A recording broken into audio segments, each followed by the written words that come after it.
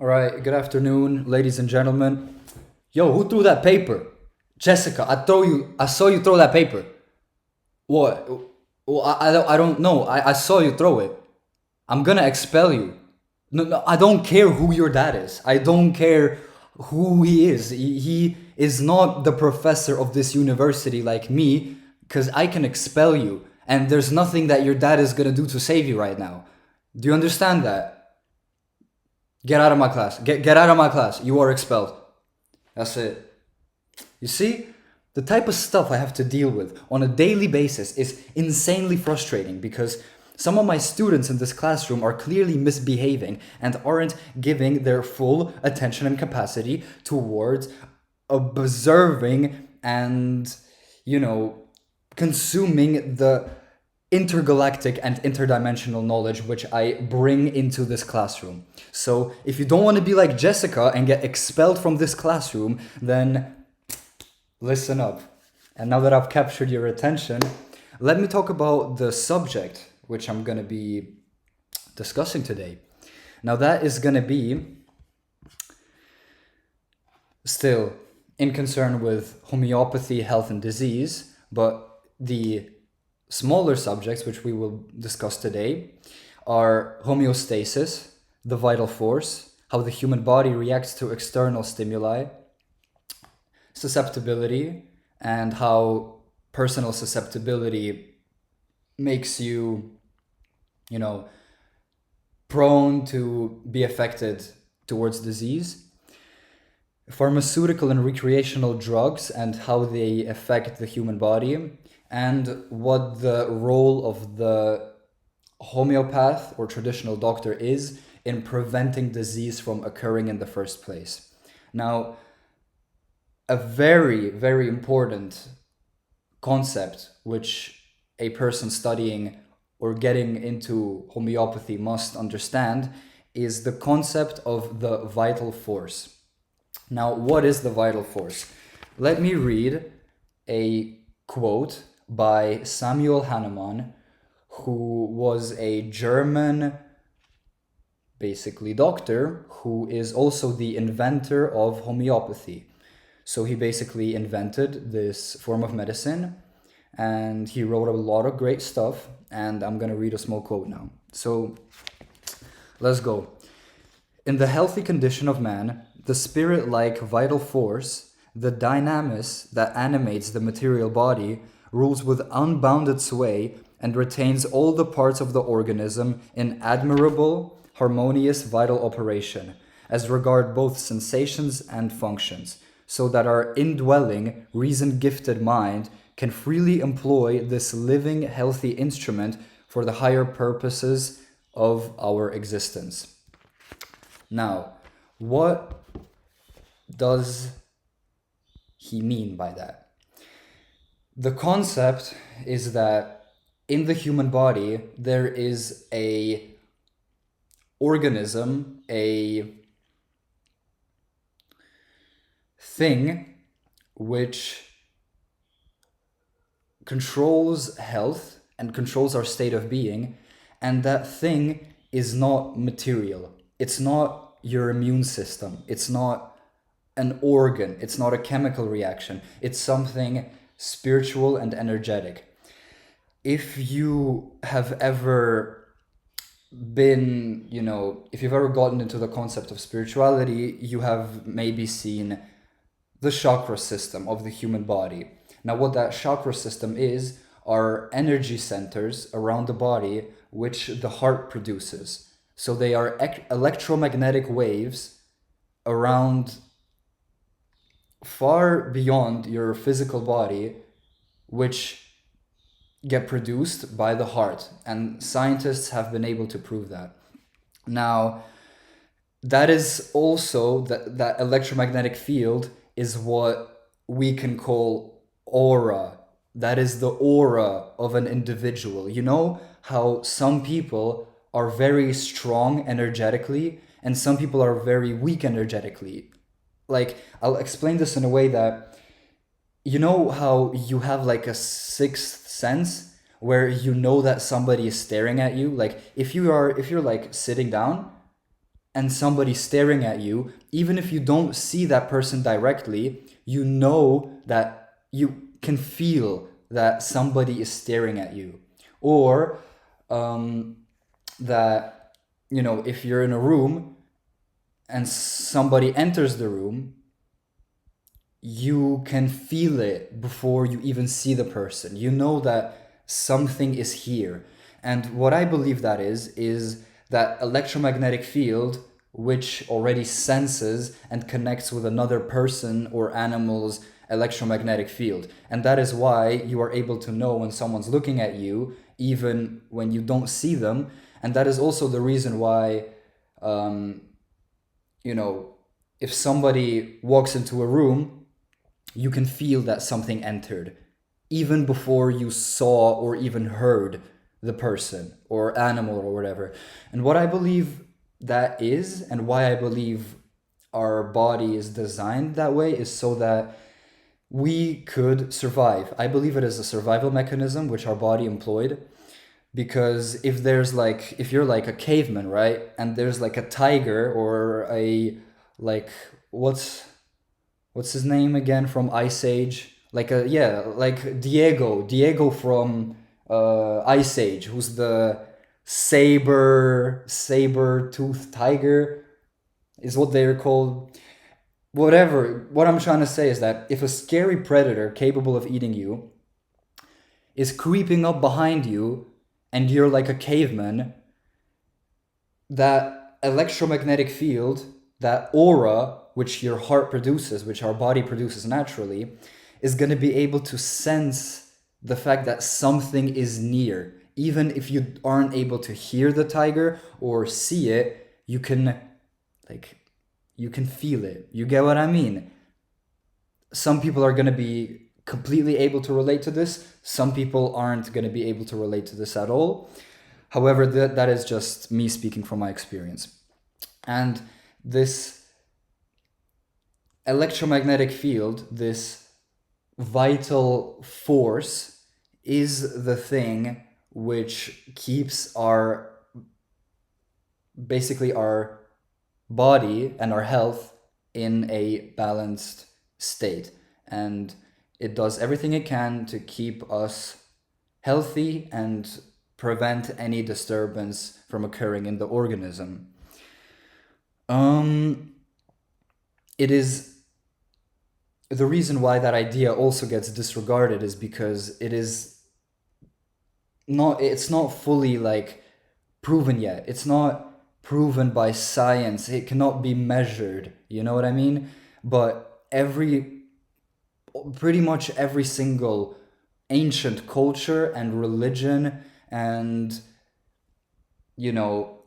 every type of ancient story or even mythology, history, that kind of stuff, all these organizations, all those groups describe something called a spirit that the human body has, or the soul, right? And that is what the vital force is in a way. It's a spiritual energy which we as human beings encompass. It's what makes you who you are. Because I truly believe that my personality is not just some chemical reaction going on in my brain. I believe that I have a soul, and that soul speaks through the physical body, even though it is impossible to measure the soul, that kind of thing. You get what I mean? So, yeah, as I said, many ancient cultures and religions believe in the fact that there is something spiritual beyond our physical body, that human beings have a soul, which, in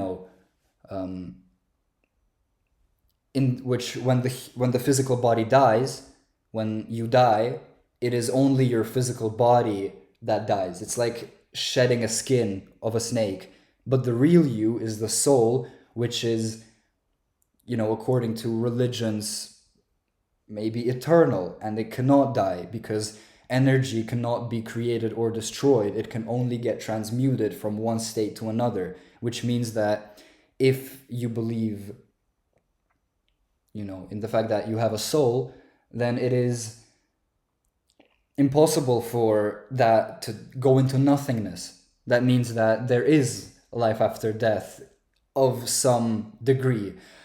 That is a whole different thing, but I'm trying to explain what this vital force is. Now, let's see what else I can read in this book. The book I'm reading for is The Principles and Art of Cure by Homeopathy by Herbert A. Roberts. He has a very big mustache, so I think the size of the mustache has a direct correlation to the size and proportion of his intellect. Yeah. Anyways, let me keep reading from this book. The material organism, without the vital force, is capable of no sensation, no function, no self-preservation. It derives all sensation and performs all the functions of life solely by means of the immaterial being, the vital force, which animates the material organism in health and in disease. When a person falls ill, it is only this spiritual, self-acting, vital force, everywhere present in the organism, that is primarily deranged by the dynamic influence upon it of a morbific agent, inimical to life. It is only the vital force, deranged to such an abnormal state, that can furnish the organism with its disagreeable sensations, and incline it towards the irregular process which we call disease. For, as a power invisible in itself, and only cognizable by its effects on the organism, its morbific derangement only makes itself known. Anyways, yeah, I read a bit too far. But what he's trying to say is that without this vital force, without this spiritual being that animates and gives power to our material body, without this thing, without the vital force, our body wouldn't be able to function. And it is not, as much, our body is not as much mechanically operated as traditional medicine would see it, that like, it's, your muscles do this, your kidneys do this does that. Of course, that is all still true and proven. However, the mechanism, the driving force behind your being is that vital force. It's that spirit, soul-like, thing. It's your aura. It's your electromagnetic field. That is at least my idea of it. That's how I'm able to explain it the best, so it makes sense. And now, what disease is not some evil entity that has entered the body and that entity itself is eating up, the body from the inside out, but it's only a disturbance in this vital force. It's a derangement. It's the breaking down of the vital force. And what disease is that the vital force becomes stuck. That is when disease occurs. When the disturbance, which would be a bacteria, a virus, a strong stimulus of some sorts, or some tragic event happening, something like that, if that is so powerful that it is able to confuse and derange the vital force at a strong level, then disease occurs. Because then the vital force, which does everything it can to keep body in its, harmonious operation, now it's blocked off. Now there's something which doesn't allow it to be itself and express itself as fully as it desires. That is when disease occurs. Now, let me talk about homeostasis for a bit. I'm gonna read of essay that I wrote a while back. Now, homeostasis is a natural phenomenon ruled by Newton's third law of thermodynamics, which states that for every action, there is an equal and opposite reaction. Now, exactly, that is how your body reacts to things. Your body wants to be in a constant state of balance or homeostasis, also known as equilibrium. What I find super interesting about the word equilibrium is that it has the word Libra inside it. Equilibrium. You know what I mean? And Libra refers to the scales of the zodiac system. And what do the scales do? The scales represent balance. They, one goes up, the other's going to go down, etc., etc. But what people born under the Libra zodiac are also known for, and some of the personality characteristics that these people possess is diplomacy and trying to find balance in the world, trying to find balance in their, ego, desires, emotions, all of that. And it's interesting how a person born under the zodiac Libra, which represents the scales, is going to have that personality trait, which is exactly what the scales kind of represent. And the word equilibrium, which is balance, which is the perfect state of balance, and homeostasis, in which the body constantly desires to be, that's what that represents. I find that kind of interesting, how it's all a bit, it's all a bit interconnected. It's all a bit interconnected into one big subject, which is why it's so interesting.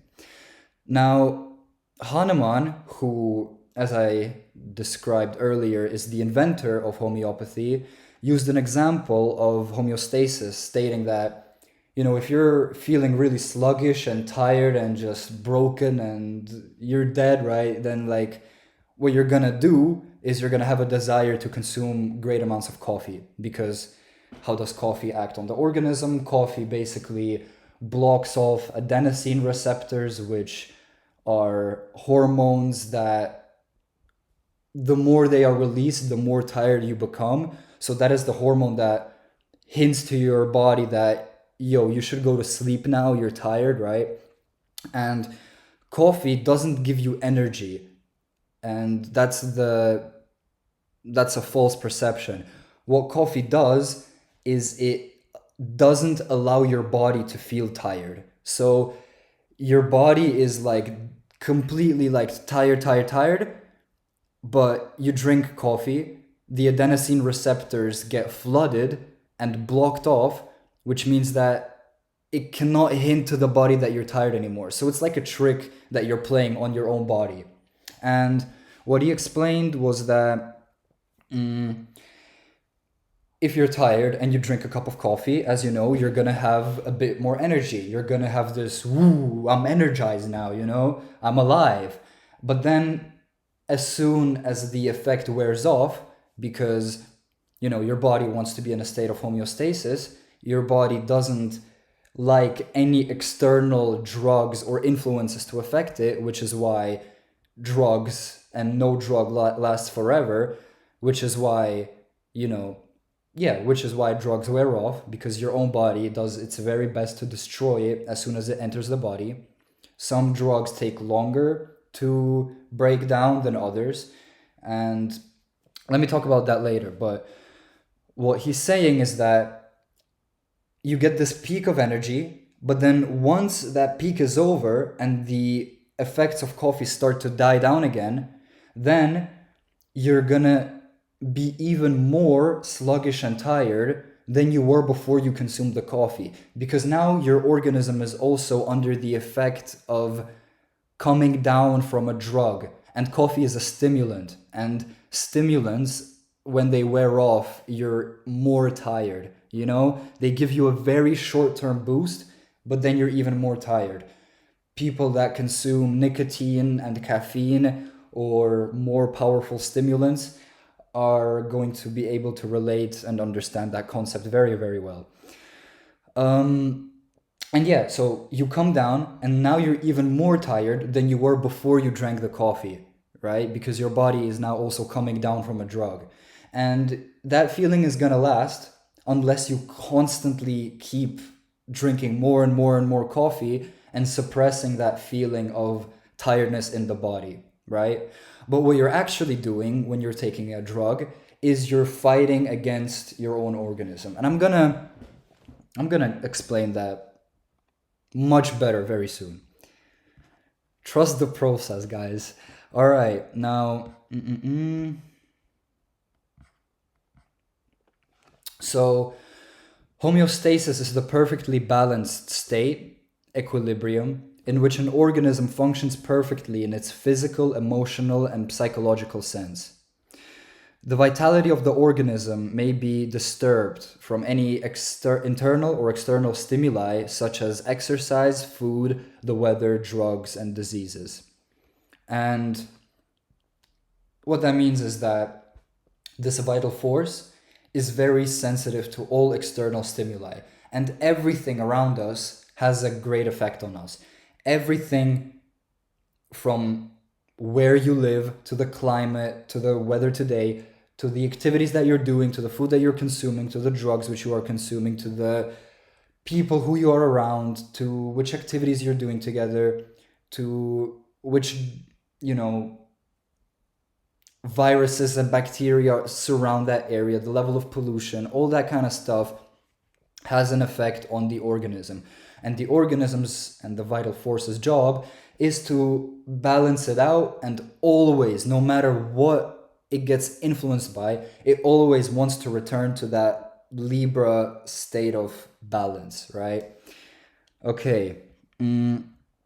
Now, what the vital force of the organism now okay wait the vital force of the organism remains passive to the disturbance in order to analyze the disturbance and find out what its intention is for the state of health. When it produces then it produces a counter reaction, which is the secondary action, in direct proportion to the energy of the artificial morbific force, which would be the primary action. The symptoms that arise are the body's best attempt at bringing health back to the body. Bringing health back to homeostasis, meaning that the disease which is causing symptoms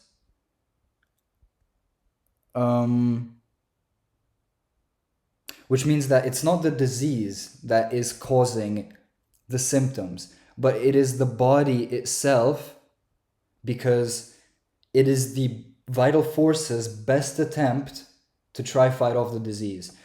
Let me explain what I just tried to say. Now, as soon as a virus enters the body, the vital force is going to study it. It's going to study how that virus is trying to affect the organism. And then after it's studied it and given it even a little bit of room, to explore the body and like grow and stuff, so that the vital force understands the disease better, then it produces a counter reaction, an opposite reaction, which is, as I mentioned earlier, Newton's third law of thermodynamics, that for every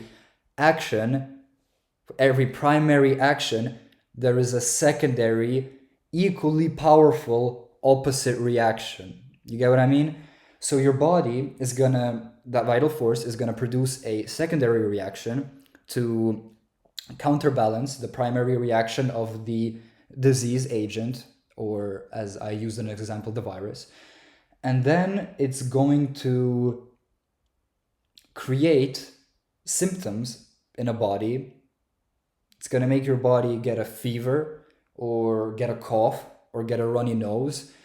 And what's important to understand is that it's not the virus that has given you a fever or that has given you a runny nose, but it is your own vital force, because it is the best attempt of your own organism, of your own vital force, to fight off that virus or disease. You understand what I mean? So a virus enters the body, the vital force studies it, doesn't really understand how to deal with it, sees that it's very powerful, okay, there's something, you know, having an effect on me. I don't want it to. So what can I do? Let me give the body a huge, powerful fever that raises the core temperature of the body so that this virus gets completely burned up from the inside, and then, it dies out. And as soon as that's over, and as soon as I've conquered that virus, then I can return the body back to normal, where I don't have a fever and I'm healthy and I'm good again and everything's good, right? Okay. Okay. Now let me keep going about drugs and homeostasis and how the body reacts to pharmaceutical and recreational drugs. For example, when a person smokes their first ever cigarette, the body isn't used to the chemicals, primarily nicotine, which enter the bloodstream. So the effect is very strong since the body has never yet come in contact with that external stimulus, right? And that is why some people say that, like, oh, you know, I tried smoking a cigarette once, I smoked one cigarette, I got a headache, I got nauseous, I was coughing like crazy, I didn't like it, so I never smoked again. Preferably, like, that is a very good position to be in if this is your personality type when it's tied to addiction, because everybody has different tendencies when it comes to addiction, right? And some people are also gonna smoke the first cigarette and get a headache, get nauseous, throw up, lay in bed all day. But then something about them is gonna crave them to try it again and again and again until you eventually like it. And then you're in a cycle of addiction. That is a completely different subject I just got into, which is irrelevant. Anyways, and now the first cigarette that gets smoked is actually rejected by your body because it's foreign. It's never been seen before. It's like, why is this in me now? Why is this affecting me? The body does everything it can to make make you not like it, make you not crave it again, right? Especially because what is tobacco and what is nicotine especially? Nicotine is a pesticide which the tobacco plant uses as a defense mechanism, as a poison. Nicotine is natural poison which the plant uses so that if a bug tries to eat it, it takes a bite and then it gets nicotine poisoning and dies.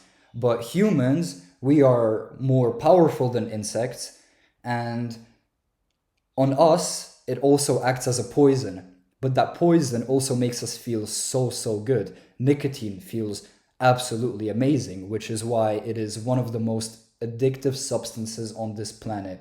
And a lot of, people have said that they have been able to quit heroin, cocaine, alcohol, which are so, so much more powerful than nicotine. But they're like, the nicotine, I have not been able to quit. And if you look at the statistics of how many smokers actually succeed in quitting smoking, it is scary. It is a scary statistic. Nicotine is extremely, extremely addictive. I know from personal experience. And it takes... Okay, let me keep explaining the whole concept. Now, over time, as the person, if they decide to keep consuming tobacco and cigarettes, over time, as the person smokes more and more cigarettes, the body gets used to the substances and is able to metabolize them quicker to clean up the body. So the more you smoke and the longer time you've been a smoker, the more your body already understands what is happening. Your body is used to the chemicals coming in every hour or so. Your body knows how to clean it out of the body, which is why now it becomes a bit more dangerous, because your body is able to become addicted to that substance, because you are now developing a physical and also, mental, social dependency upon this drug, right? The more nicotine gets consumed, the more nicotinic receptors form in the brain, which is why the effect will never be as strong as it was in the beginning, which forces the person to smoke and smoke more and more, eventually becoming addicted, which is when the nicotine itself dictates the sense of homeostasis in the body. So before the person has ever smoked a cigarette, the body didn't need a cigarette to feel normal. But now that the person has been smoking cigarettes for over a year, and the body is constantly flooded with new doses of nicotine, now the body's state of homeostasis and equilibrium, where it feels normal, is when there is some nicotine inside of it. And as soon as your body is running low on nicotine, the nicotinic receptors in your brain are gonna start producing stress hormones, and are gonna start, making your body return to, nicotine to feed this addiction. It completely rewires your brain, and what used to be you used to be able to feel like in a normal state, now you need a drug to feel it. Now your body is dependent upon an external influence for its well-being, and that is where addiction comes into play. Right. And when the first cigarette was smoked, the reason why it had such a strong effect was that there weren't many nicotinic receptors in the brain initially, right? There weren't any of them. No, there were some of them, because the only reason why any drug is able to affect us is because it is already within us, so it can tie to some receptor, and that is the reason why drugs have an effect on us. It's not an external thing. It just stimulates the drugs which are already within us. A quote that I really like by a painter named Salvador Dali is, "I don't do drugs, I am drugs." You get what I mean? He was a crazy guy. I love his art. Yeah, he's one of the best ones to ever do it. Right, and as the person keeps smoking, they develop more and more nicotinic receptors in the brain, which means that in order to get the initial satisfaction, you need to now smoke more and more cigarettes, or smoke bigger or more powerful cigarettes, or just make sure to keep pumping nicotine into your body to give those nicotinic receptor satisfaction. And the problem is that the more you repeat that behavior and the more you give in to that addiction, the more nicotinic receptors form and the worse the addiction becomes, and the more difficult it is to quit later on. So it is a scary, scary, vicious cycle. Speaking from personal experience, once again. Right. Now, if a person who has a nicotine addiction suddenly doesn't have access to nicotine, the body goes into a state of stress, and now they are craving the nicotine, because in order for the body to feel normal again, it needs the nicotine. The nicotine is part of the body feeling normal now. Right. And yeah, as I said, over time, the body's going to build up a tolerance towards any form of pharmaceutical or recreational drug, which means that higher doses are going to be required in order to have the same initial effect, you know? Right, that comes until the point where the body's so used to having those certain chemicals that the person's not consuming them for pleasure anymore, but rather just not to suffer physical, emotional, and psychological symptoms of withdrawal. So, speaking from experience, right? Like, at first, when you start doing a recreational drug, it actually has a effect on you. It has a effect on you which the body enjoys, which the mind enjoys, all that stuff. You actually get enjoyment out of it, right? Because it's so new to the body. Your body has never dealt with it before. It's something new, and it's great at the start, but as it keeps, as you keep up the habit, what ends up happening is that you don't even get the same pleasure that you used to get initially, right? And you are now, the only reason why you are now consuming the drug is to not feel withdrawal symptoms, is not to suffer, because as soon as you stop doing the drug, your body makes you suffer because it's now addicted. As I said, the state of homeostasis is broken, where the state of normal now requires the drug and not just nothing, as you did before you ever took that drug. So yeah, at first it's all fun and games, and then it's genuine like addiction, and that's when it becomes kind of sad, because then you're not even getting pleasure from it anymore, and the only reason why you're doing it is so that you do not suffer withdrawals, right? So addiction is a very scary thing. Right, but if a person is able to stop and able to quit smoking, let's say, they are going to experience cravings, and that is the body trying to obviously get the nicotine back. Like, yo, what are you doing? Where's my drug? Where's my drug? You've been feeding me this for years, and now you want to stop? Like, that's not the deal. The deal was that I'm going to get consistent new inflows of nicotine. But when a person stops, what ends up happening is that the body slowly heals itself and recovers from a state of addiction. The nicotinic receptors, which built up in the brain, slowly die out. Your dopamine receptors return to normal, to baseline levels, and with different drugs, it takes a different period of time until your body is fully recovered and healed. With nicotine, at least, I think I've heard that like 60 days is like a key period until which, if you're addicted to nicotine and you're able to go 2 months without it, the chances of you being able to fully quit and not give in any further are like exponentially higher than before that 2 month mark. I don't know where I was going with this.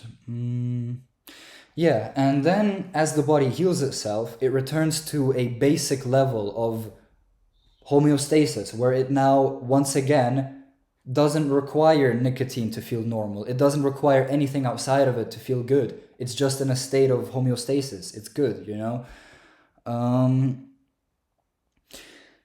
Now, an overly positive state can be as challenging as a negative state, because what goes up, as you know, is going to come down from the law of equilibrium and homeostasis.